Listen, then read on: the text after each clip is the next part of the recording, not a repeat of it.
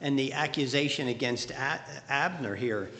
But in the time frame, Ishbosheth, when he was placed as king, because Abner wanted him to be the king, it says he reigned for 2 years. But yet David reigned in Hebron for 7.5 years. So we don't know exactly where that 2 years fits in within that 7.5 years.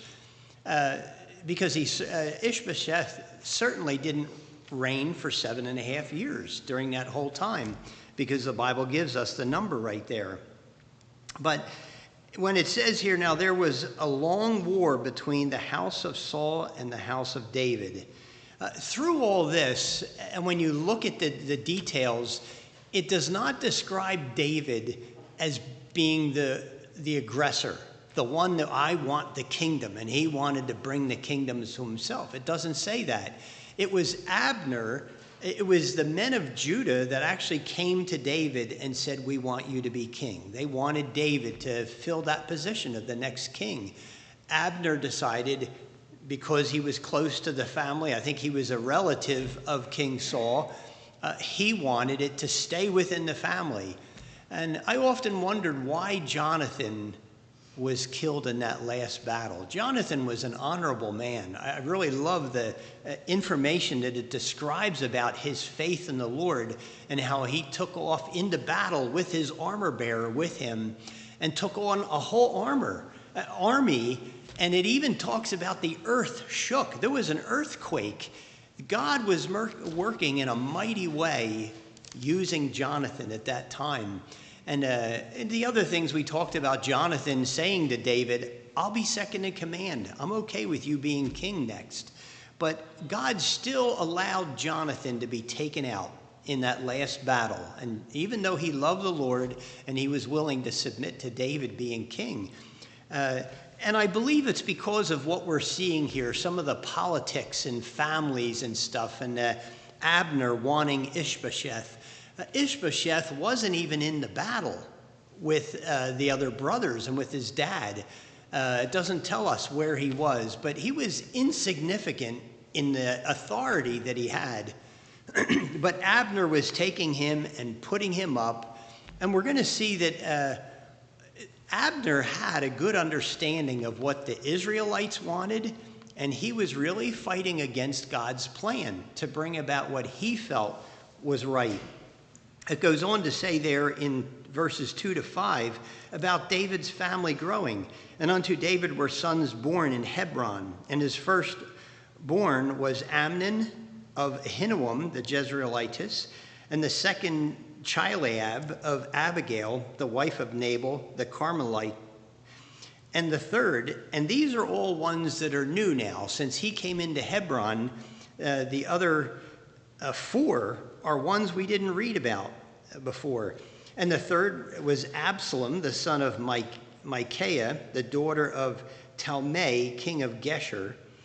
I tried doing some research to see where this came from as far as this woman. The Bible doesn't tell us that there was negotiations going on or he met her somewhere or what it was, but the idea that it was the king of Geshur, which was up towards the north and off to the east of Jerusalem and of all the nations, there may have been an agreement with the king because they did that a lot. I think with Solomon, when he eventually comes on the scene, there's agreements that they would have with different kings, and they would give their daughter to the king.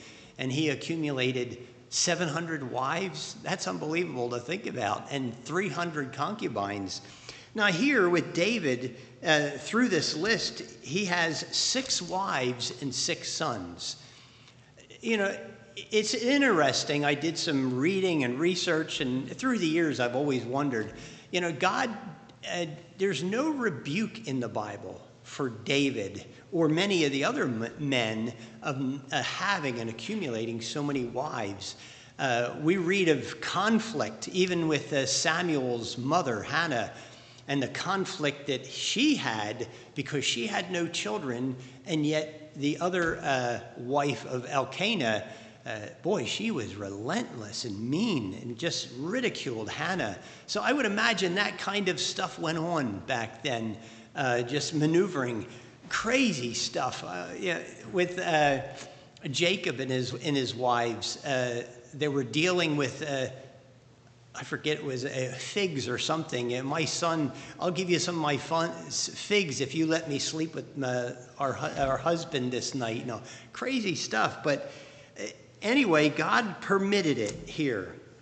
And as the verses are explaining how David was getting established here in Hebron as king, as he was reigning. And then when it goes on down to verse 6, and it came to pass while there was war between the house of Saul and the house of David, that Abner made himself strong for the house of Saul.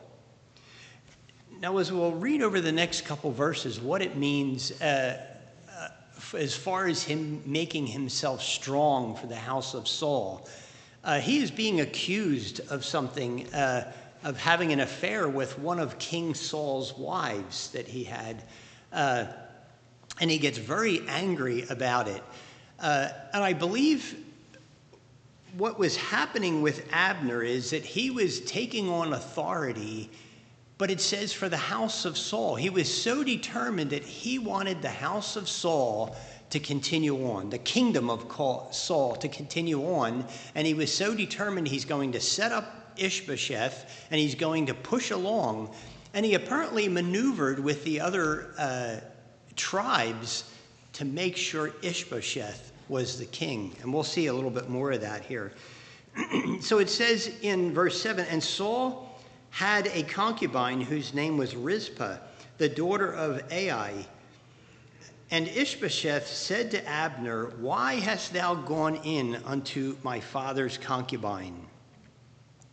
Now this is an accusation that apparently he went in and had an affair with one of the wives of King Saul, now that King Saul is dead.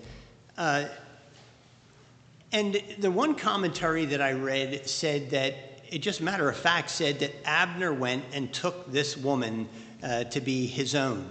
And that he was very upset because Ishbosheth brought this out and kind of made it public. From what I see in here, when you read verse 8, and we'll do that right now, then was Abner very angry for the words of Ishbosheth, and said, am I a dog's head, who against Judah do show kindness this day unto the house of Saul, thy father, to his brethren and to his friends, and have not delivered thee into the hand of David, that thou chargest me today with a fault concerning this woman? I don't read in there that he is that this was a fact that he took this woman in an affair. It sounds to me like this is an accusation against him, and I think it was very offensive for him. Now, even I had to laugh when it says, "Am I a dog's head?" There's so many of us that are dog lovers, and none of us would think, we would think, what's so wrong with a dog? With a dog's head. But for some reason it meant something in how he was using this. It was in a way as either a derogatory, not towards himself, but is this what you're saying I'm doing? Or it could have meant that Ishbosheth was accusing him of turning on him to then try to take the kingdom. Because many times when someone wanted to usurp the authority and succeed the throne, they would go after their wife. Later in weeks to come, we're going to see how one of David's sons, actually two of David's sons, actually tried doing that. And they are trying to take the kingship. So Ishbosheth is assuming, because that was a custom that they did in the different nations in that area, was assuming that this is what Abner was doing. Now, it all depends on how you look at that. It could have been that Abner was having an affair with this woman, but it wasn't for the sake of taking the kingdom. But I really believe it was a false accusation, and he took offense to this because everything Abner was doing was to establish Ishbosheth as king. And all the maneuvers that he was doing was taking his whole life and committed to this. So that's where he's taking an offense to. And when he says, who against Judah, I mean, he's fighting against Judah because Judah went and took David as king right away. To show kindness this day unto the house of Saul, thy father, to his brethren, and to his friends. So everything as far as what Abner was doing was to support the family, and he was a part of that family, and he wanted to make sure that Ishbosheth held on to the kingdom and it passed on to his son. And then he says, that thou chargest me today with a fault concerning this woman. So that's why I feel like it's a false accusation, and it's not a matter of him just getting angry because Ishbosheth is exposing something. He goes on to say, so do God to Abner, and more also, except as the Lord hath sworn to David, even so I do to him.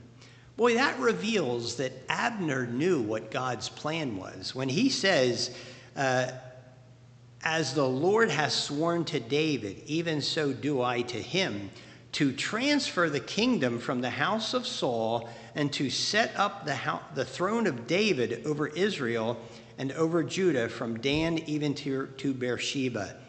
This was a pretty traumatic event. This didn't just ruffle his feathers. He got pretty angry over this. And all this time, possibly for years, he was working at establishing Ishbosheth's kingdom for the house of Saul. And when he saw how he was taken for granted and accused of this, like as if he was trying to take it on himself, he got very angry and he realized this is useless. He is now determining, I'm going to do what God wanted to be done and bring about all Israel under David's rule.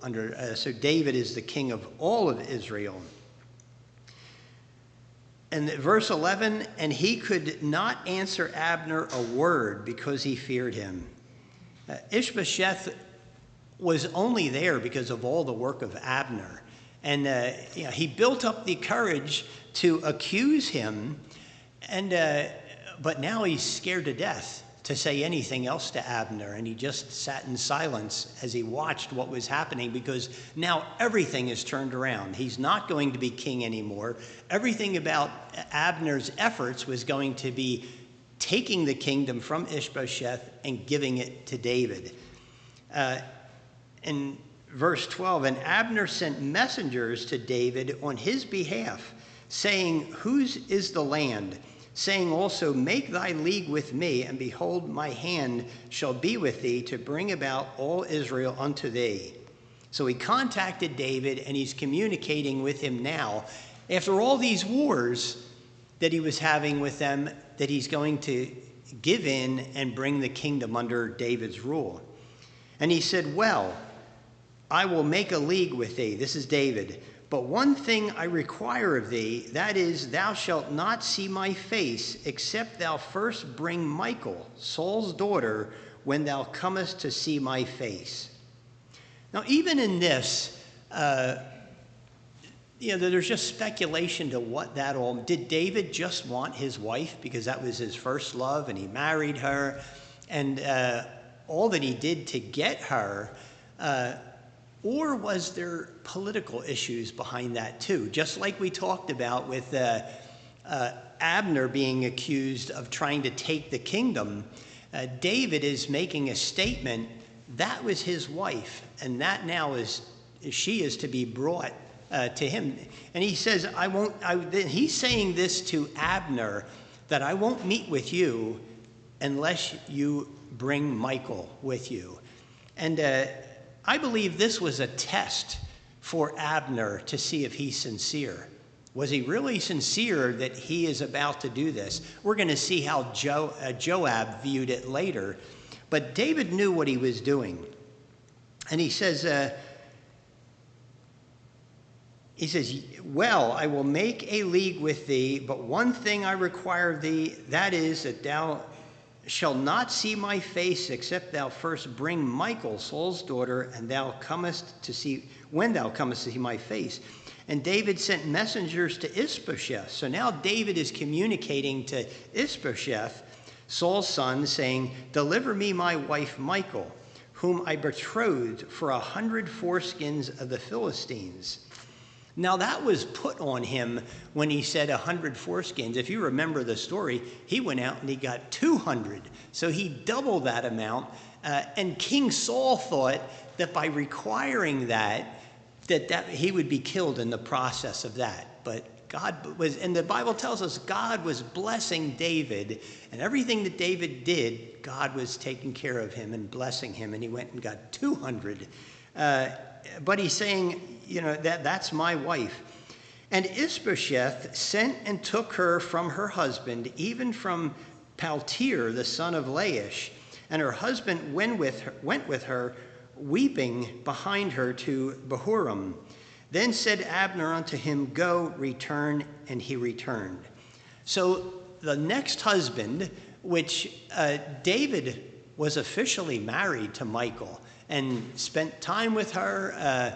If you remember, the one time King Saul sent men to hit his own daughter's house to kill David at that moment. And she heard about it and helped him escape, and then put an idol or something, I forget what it was, some image in a bed to make it, I don't know, with pillows or something, make it look like he was still in that bed. So she cared for David and helped him escape. Well, this woman then, after David had to flee, King Saul goes and marries her off to another man. King Saul had no godly character. When we compare the character of David and the character of King Saul, then we see the stark difference of what was so different in David's heart. It was not about the selfishness of the kingdom. And even when we read all this, David's not the aggressor. He's not the one sending messages to everybody saying, come on, bring about the kingdom. I want to rule over the whole kingdom. He was watching what God was doing and what the people wanted. He was willing to fill the position that God had called him to. And even when he was serving King Saul, he wasn't trying to take the kingdom from King Saul. He just wanted to go out and fight the battles and perform what he was called to do for King Saul and for Israel. But it was King Saul that was after him because of his jealousy. And he says here, the husband was crying, the second husband, and then Abner tells him to go back home. And in verse 17, and Abner had communication with the elders of Israel, saying, ye sought for David in time past to be king over you. That's pretty interesting. Ye sought for David in time past to be king over you. At this time, we don't know how many years may have passed from the time that King Saul was killed till the time we come to right now. Because again, Ishbosheth served for 2 years within the 7.5 years that David was king over Judah. So the elders of Israel apparently, from this statement, wanted David to rule over them. And that's what Abner is saying. Ye sought for David in time past to be king over you. There's nowhere in Scripture that while King Saul was king that they were fighting and saying, hey, we want David to be our king. They were singing the praises of David, the women that were saying Saul has killed his thousands, but David his 10,000s. That was just praising his valor and his success there. And then he says in 18, now then do it, for the Lord has spoken of David, saying, by the hand of my servant David, I will save my people, Israel, out of the hand of the Philistines and out of the hand of all their enemies. Just these verses make the statement that Abner was guilty. He knew all that God had determined for Israel. And almost all of Israel saw that. Abigail, if you remember Abigail's response and how she knew God had great things and that God was going to establish him king, even back many years before that. So he's now admitting, beyond his own efforts of trying to put Ishbosheth up, that he was wrong. And now he's trying to bring about the return now of what God's plan is. His motivation was the anger that was built because of this accusation that was there. We were talking in our Sunday school class this morning about how God works in mysterious ways, as the scripture tells us. Yesterday I was doing some reading and studying, and I was trying to find the verse where it says that a certain king, I forget who it was, heard a rumor. He was actually going to attack one of the Israelite kings, and he heard a rumor and took off back to his own city. Well, isn't it interesting? At that particular time, he heard a rumor. God works in those ways that God pulled that man back from that time of attacking a king to give relief. And even at times when David was trapped, I think it was in chapter 18 when David was running from Saul, and Saul had him cornered in a valley area, and it was pretty certain Saul was going to get him. But then messengers came from the city that the Philistines attacked, and Saul had to then run and go save the city, so it pulled him away. Even when it says here that this accusation, God is using that. At this particular time, God is using that to stir the anger of Abner to bring about his plan. And he works within human beings to do these kinds of things. And this is what stirred the anger of Abner to then wake up. And he's saying it in words here that he knows that Israel wanted David to be king anyway. So he's now going about to bring this, and he's communicating with David, and he's bringing it about. So it says he's talking to Israel, do it. You wanted this in the past? Well, do it. For the Lord has spoken of David, saying, by the hand of thy servant David, I will save my people, Israel, out of the hand of the Philistines and out of the hand of their enemies. Israel wanted a king that was going to fight for them, that was going to defend them. They didn't want a political mess and their kingdom divided as what's going on right now. They just wanted a king that would stand up so that when an enemy was coming against them, he would go out and battle. I would imagine they all noticed Ishbosheth is not that man. For one, he wasn't even in the battle there with his brothers and his dad, and there was no confidence in him.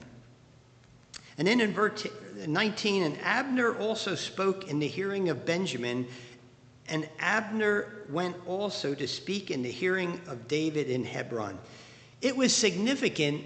Benjamin was the tribe that King Saul came from. And his family was just entrenched in they're going to defend their family name. And King Saul, that's why it was significant. He went, and it specifically mentions to Benjamin, and he talked to them, and even brought them, I believe he just had to speak the truth of what God's plan was, and the tribe of Benjamin came along with it.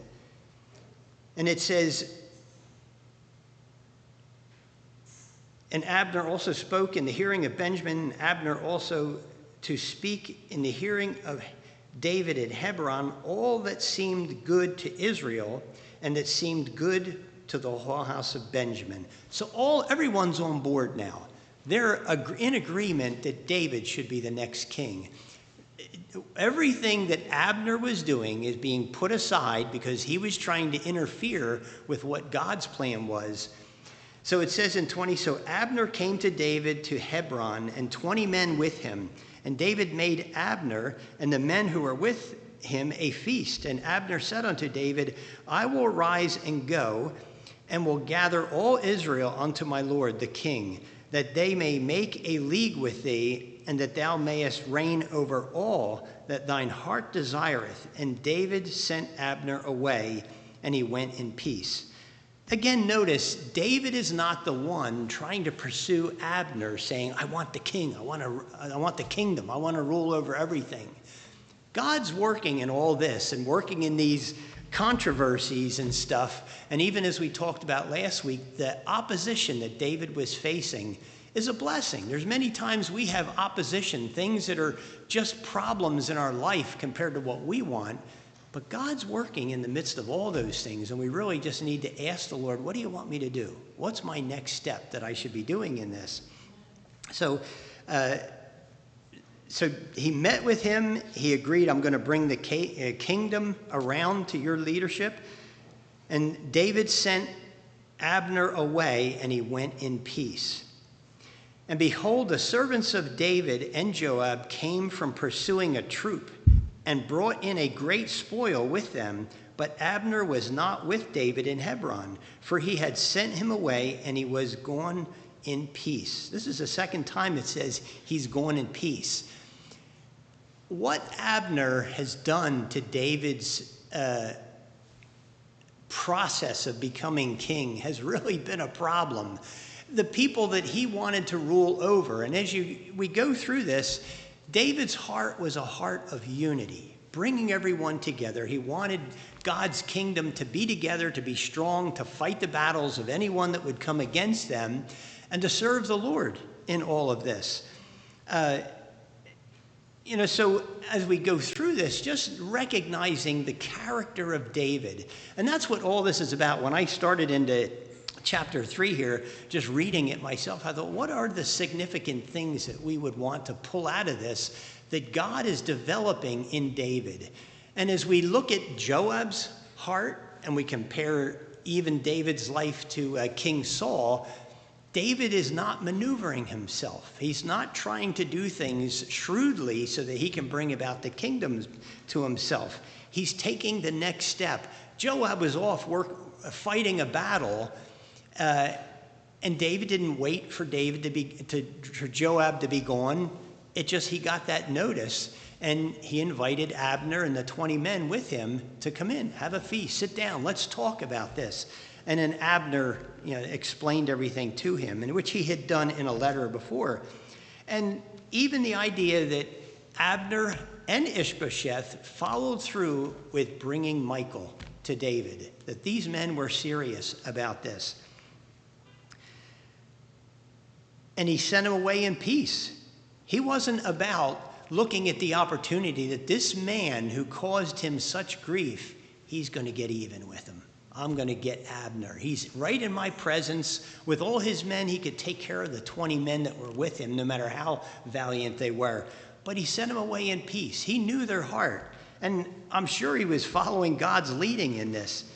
And then he says here in 23, when Joab and all the host that was with him were come, they told Joab, saying, Abner, the son of Ner, came to the king, and he hath sent him away and is gone in peace.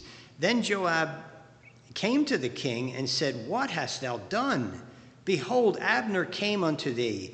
Why is it that thou hast sent him away, and he is quite gone? Thou knowest Abner, the son of Ner, and that he came to deceive thee, and to know thy going out and thy coming in, and to know all that thou doest. So in other words, Abner came to spy on you. What's wrong with you, David? Joab is just consumed with his anger and his desire for revenge.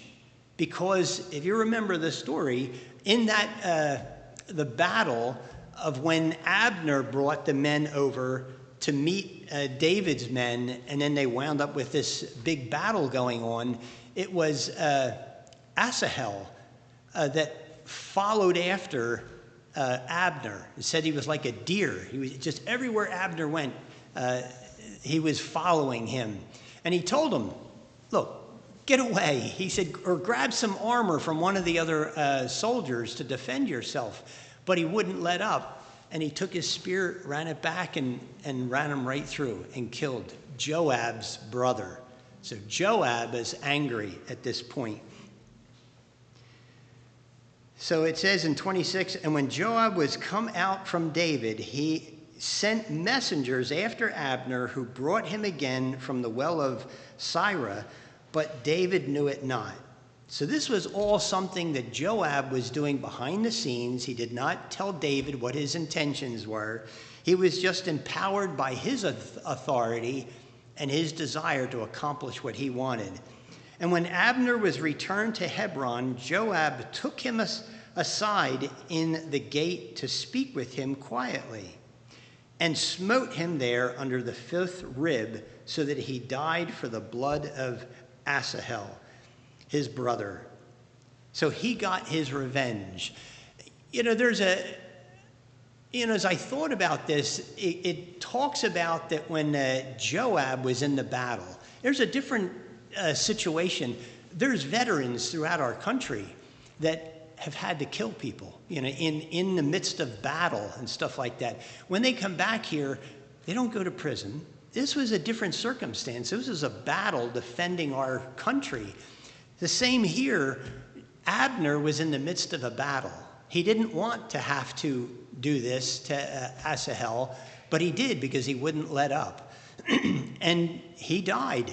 Now, Joab is taking this in a different time period, and he's going to perform a murderous act on an innocent man that's there for peace. And David saw, we're going to read a little bit more here, what David saw in that and how he handled that.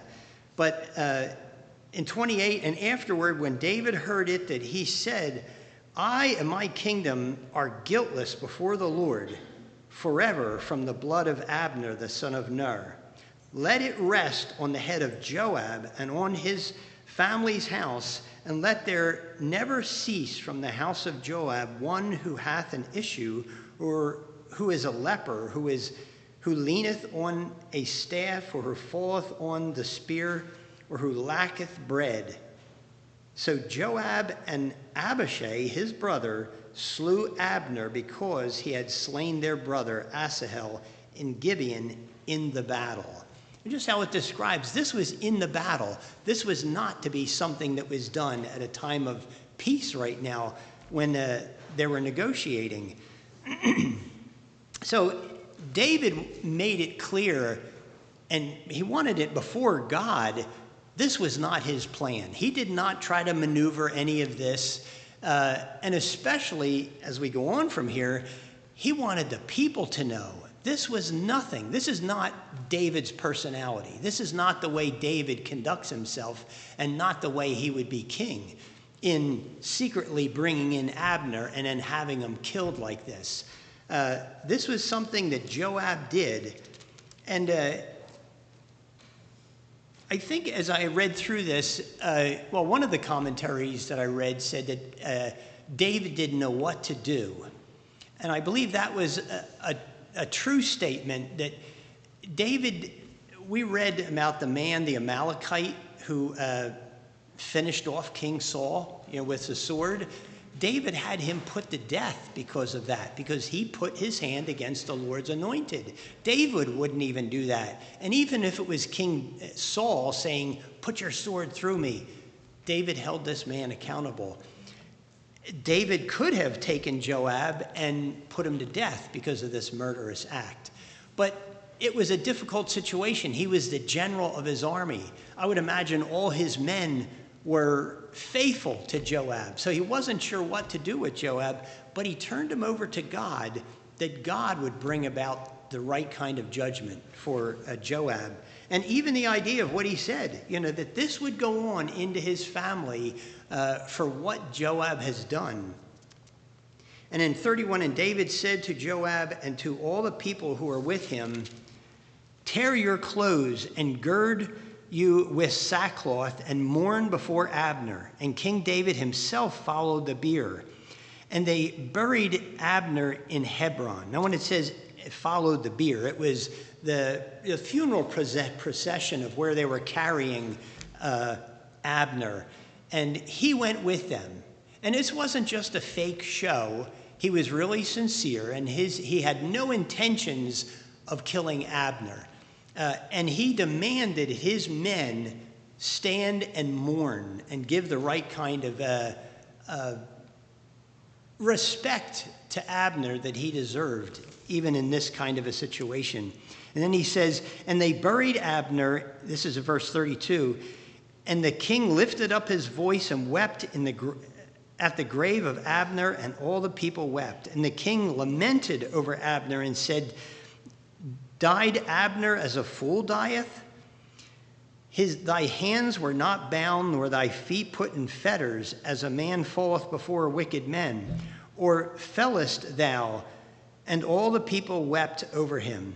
So his speech was that he died in a way that wasn't just. It wasn't right, because he was an honorable man. And at this point, there was a time where he was fighting against Israel, but he was choosing to do the right thing at this time. And David was respecting him for that, to bring about the kingdom, because that's what David's whole heart was, is unity. Bring the kingdom together, and together we'll decide the next steps and to defend our nation.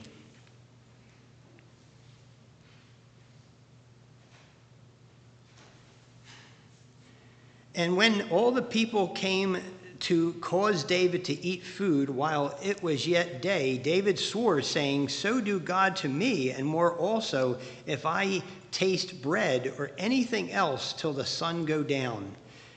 David wanted it shown that even if it cost him, as far as the not eating something, he wanted it shown that his respect for Abner was sincere.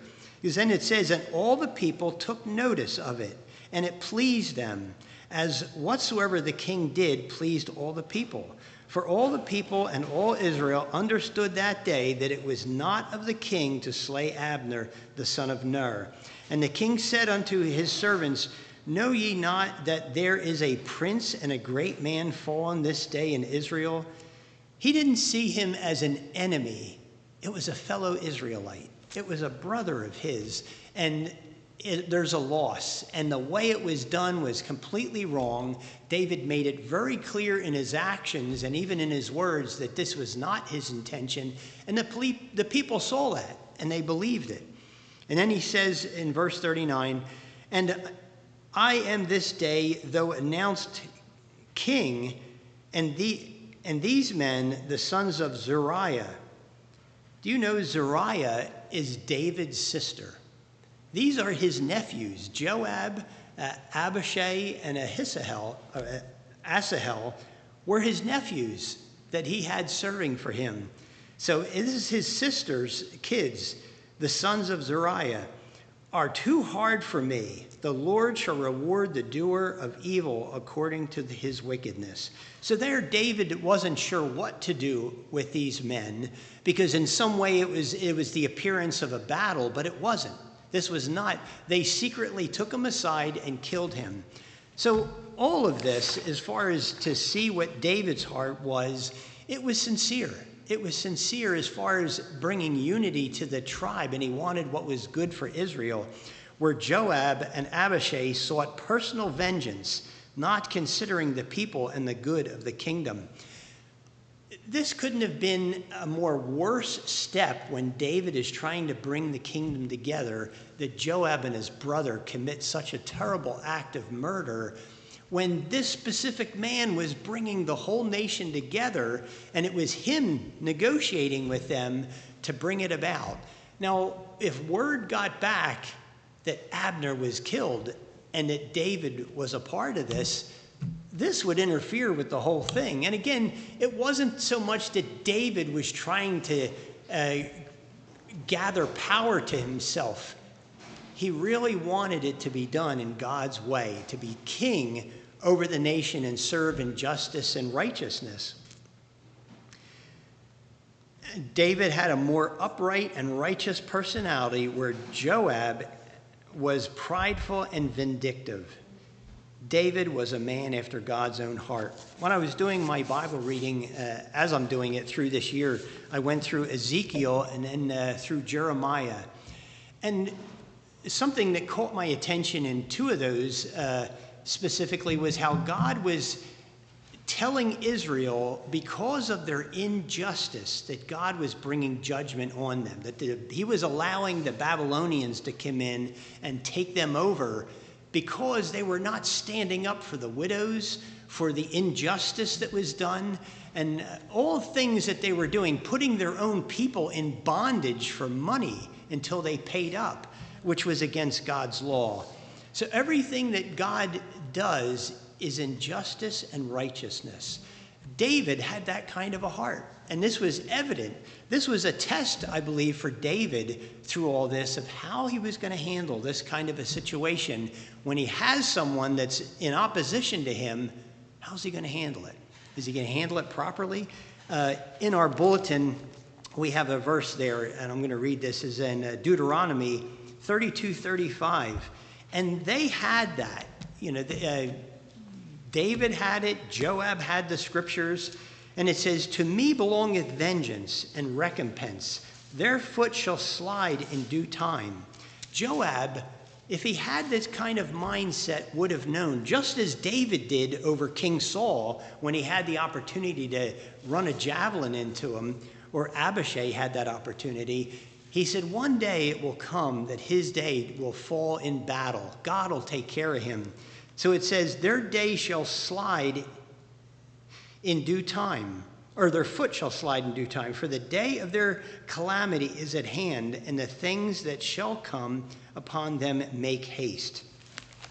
And if we look over in the New Testament, in Romans chapter 12, verses 17 down through 21, "Recompense no man evil for evil. Provide things honest in the sight of all men. If it be possible, as much as lieth in you, live peaceably with all men."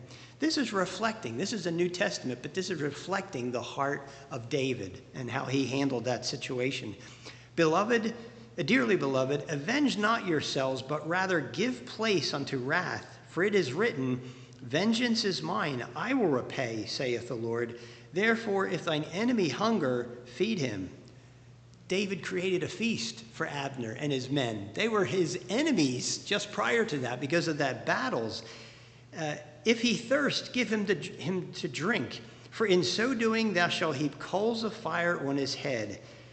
Be not overcome with evil, but overcome evil with good." This is something that all of us face. And I think we can draw an example from this is people offend us, our family members, sometimes in our employment, might be neighbors, friends.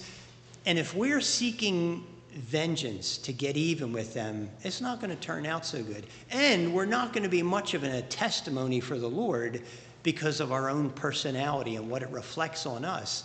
But if we can show kindness even to someone that doesn't deserve it, that's the greatest testimony for the Lord working in us than anything else. So as we continue on with this, and even chapter 4 gets even more intense with the stuff that David has to deal with. These are just the steps that God is taking him through to become a king that has to handle difficult situations and to operate out of righteousness in the midst of all of it. So let's close in prayer. Dear Heavenly Father, I thank you so much, Lord, for your word and the things that you have recorded in it. Lord, help us as we look at things like this, as we examine our own lives and our own situations.